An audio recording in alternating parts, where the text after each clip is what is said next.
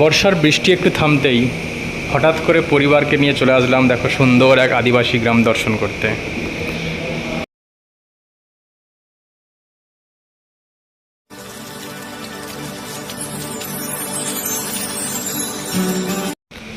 নমস্কার, সকলকে অনেক অনেক ভালোবাসা ও স্বাগত জানিয়ে তো আরও একটা নতুন দিনের নতুন ব্লগ নিয়ে চলে এসেছি। তো বুঝতেই পারছো বর্ষার সময় ছোট বাচ্চা থেকে বড় আমরা সবাই বৃষ্টির একঘেয়েমি থেকে থেকে পুরো ঘরের মধ্যে বোরিং হয়ে গেছি। তো একটু বৃষ্টি কমলেই বা একটু রৌদ্র উঠলেই মনে হয় যেন একটু কোথাও বেরিয়ে আসি।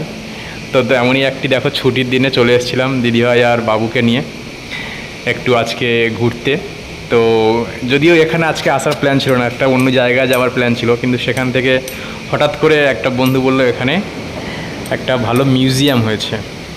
তো সেই মিউজিয়ামে চলে এসেছে। বাবু এখানে দেখো এসে প্রাণোচ্ছল হয়ে একদম খেলছে ঘাসের ওপর থেকে আরম্ভ করে, অনেক দিন পরে যেরকম সেই বন্দি জীবন থেকে ছাড়া পেলে যেমন হয়, এসে যেন কি আনন্দ না পেয়ে গেছে। দেখো চারদিকে এসে শুধু খেলছে আর দৌড়াচ্ছে, কাউকে ধরার দরকার নেই, আর চারিদিকে শুধু দৌড়ানো। সব থেকে বড় কথা হচ্ছে চারিদিকে যেন কি যেন আনন্দ পাচ্ছে, যেন অনেক দিন পরে পেয়েছে। দেখো বলছে তোমরা সরে যাও আর আমাকে একাকই দৌড়াতে দাও।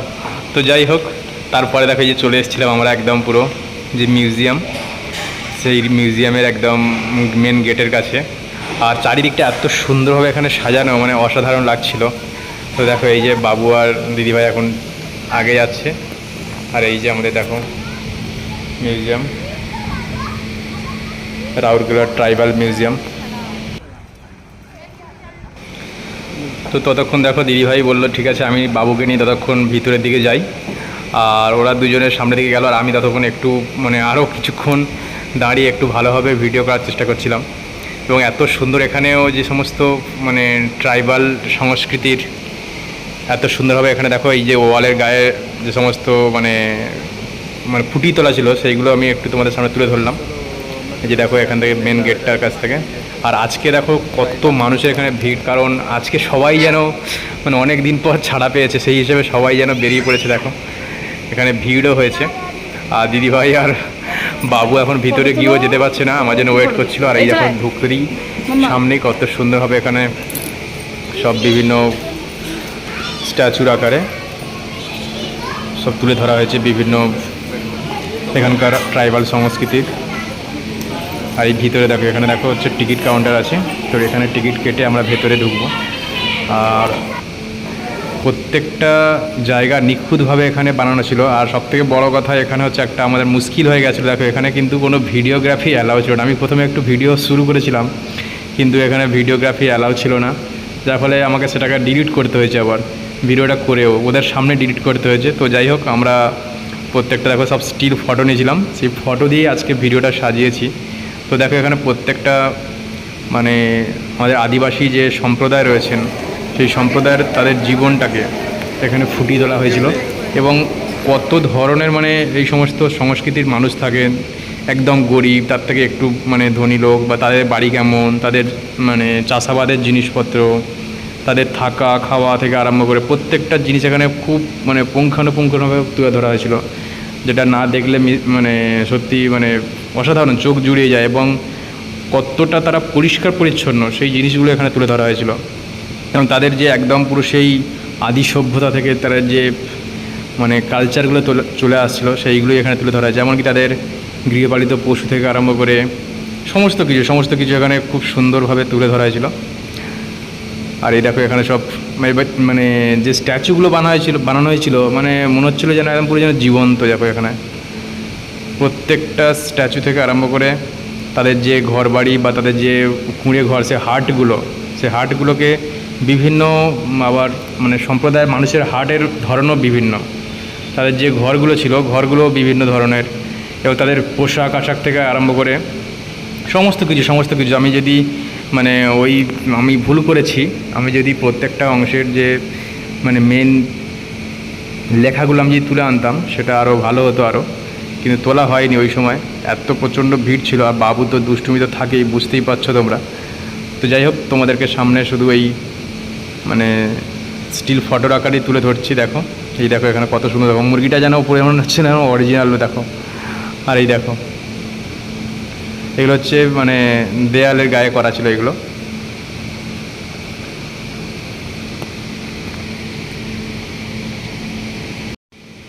আর তারপরে দেখো দিদিভাই আর আমি দাঁড়িয়ে পড়েছিলাম আমাদের যে মানে ঠেলা গাড়ি নয় ঠিক, যে আমাদের গরু টানা গাড়ির যে মানে পিছনের পার্টটা সেই রকম ধরনের এখানে দেখো বড় বড় চাকা দিয়ে একটা গাড়ির মতো বানানো ছিল। তো সেখানে আমরা দুজনে একটু ফটো তুলে নিলাম। আর এই দেখো এটা হচ্ছে মিউজিয়ামের ভিতরটা, আমি পুরো দূর থেকে তুলেছিলাম। কত সুন্দরভাবে আলোর থেকে আরম্ভ করে সমস্ত কিছু একটা যেন মানে অসাধারণ লাগছিলো জাস্ট। আর এই হচ্ছে আমাদের ওড়িশার মানচিত্র। তো চলো এবারে আমরা হচ্ছে চলে এসেছিলাম মানে দোতলার ওপরে, এবং এখানে সব বিভিন্ন সরঞ্জাম ছিল যেগুলো ওদের মানে দৈনন্দিন ব্যবহারিক যে সমস্ত জিনিসপত্র ছিল সেইগুলো, এবং তাদের মানে আরও তোমরা দেখতে থাকো বিভিন্ন এখানে তোমরা দেখতে পাবে পূজাস্থল থেকে আরম্ভ করে তাদের যে সাজসজ্জা বা তাদের যে ব্যবহারকৃত যে অস্ত্র শস্ত্র আরম্ভ করে সমস্ত কিছু এইগুলো দেখো হচ্ছে তাদের হচ্ছে যে সমস্ত জায়গাতে পূজা করতো বিভিন্ন প্রজাতি দেখো ওনার সব আলাদা আলাদা জায়গায় পূজা করতেন।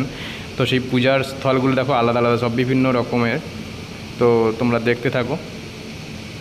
দেখো এখানে ছোট্ট ছোট্ট কি সুন্দর মানে ঘরের আকারে বানানো হয়েছে সব পূজার স্থলগুলোকে।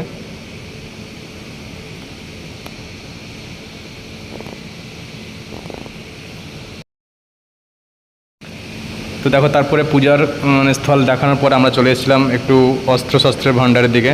এখানে দেখো সব বিভিন্ন সব অস্ত্রশস্ত্রগুলো যেগুলো সব রাখা ছিল, এবং এইভাবে একটার পর একটা মানে আমাদের মানে আনন্দ দিচ্ছিল যে কত সুন্দরভাবে এবং মানে পরিপাটি করে সাজানো হয় বলতে পারি। এই এখনও তার মধ্যেও কিছু কিছু পূজার স্থল ছিল যেগুলো সব বিভিন্ন রকম ঘর থেকে আরম্ভ করে নানা রকম এখানে জিনিসপত্র ছিল।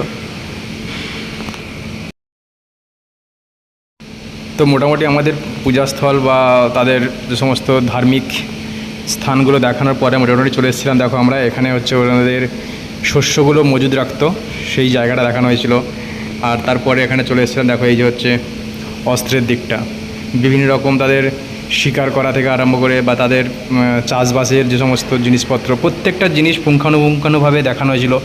এবং বারবার যেটা বললাম যে প্রত্যেকটা জাতি বা প্রত্যেকটা গোষ্ঠীর মানুষ যে সমস্ত আলাদা আলাদা জিনিসগুলো ব্যবহার করতো প্রত্যেকটা সেই রকমভাবে সব সাজানো হয়েছিল, এবং সব ওখানে সব নোটিশ করা ছিল, প্রত্যেকটা লেভেল করা ছিল। তো যাই হোক লেভেলগুলো মানে এত ডিটেলস ছিল তুললে হয়তো ভালো হতো, কিন্তু যাই হোক আমার তোলা হয়ে ওঠেনি। তো তার জন্য অনেক কিছু হয়তো আমি মানে ভুলে গেছি।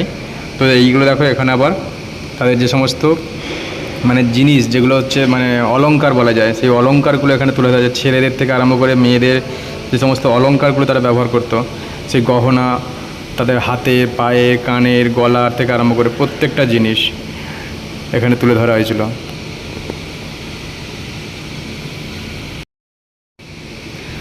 আর তারপরেই দেখো আরও একটু এইদিকে চলে আসলাম অন্য দিকটাতে।